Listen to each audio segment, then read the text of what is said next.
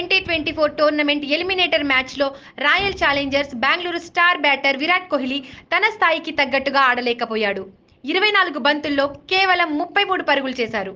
ఇందులో 3 ఫోర్లు 1 సిక్స్ ఉన్నాయి. యజ్వేంద్ర చాహల్ బౌలింగ్లో భారీ షాట్కు యత్నించిన విరాట్ బౌండరీ లైన్లో డోనోవన్ ఫెరారా చేతికి చిక్కాడు.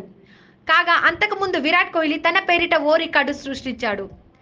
రాజస్థాన్ రాయల్స్ పై 29 పరుగులు చేసిన వెంటనే ఐపీఎల్లో 8000 పరుగులు చేసిన తొలి బ్యాటర్గా విరాట్ కోహ్లీ రికార్డు సృష్టించాడు. ఐపీఎల్లో ఇప్పటి వరకు ఏ బ్యాట్స్మెన్ కూడా ఇలాంటి ఘనత సాధించలేకపోయారు.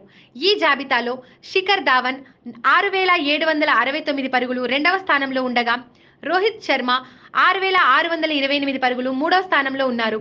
డేవిడ్ వార్నర్ 6565 పరుగులు నాలుగవ స్థానంలో ఉండగా, సురేష్ రైనా 5528 పరుగులు ఐదవ స్థానంలో ఉన్నారు.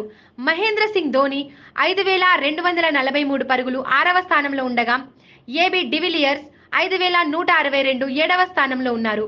క్రిస్ గేల్ 4965 ఎనిమిదవ స్థానంలో ఉండగా, రాబిన్ ఉతప్ప 4952 తొమ్మిదవ స్థానంలో ఉన్నారు. దినేష్ కార్తిక్ 10వ స్థానంలో నిలిచారు. ఐపీఎల్ కెరియర్లో 252వ మ్యాచ్లో కోహ్లీ ఈ ఘనత సాధించాడు. టీ20 లీగ్లో ఒక జట్టు తరపున అత్యధిక పరుగులు చేసిన ఆటగాడిగా నిలిచాడు.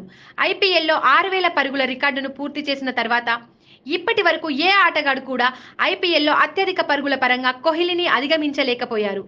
ఐపీఎల్ చరిత్రలో విరాట్ కోహ్లీ 8 సెంచరీలు చేశారు. 50 అర్ధ సెంచరీలు కూడా ఉన్నాయి.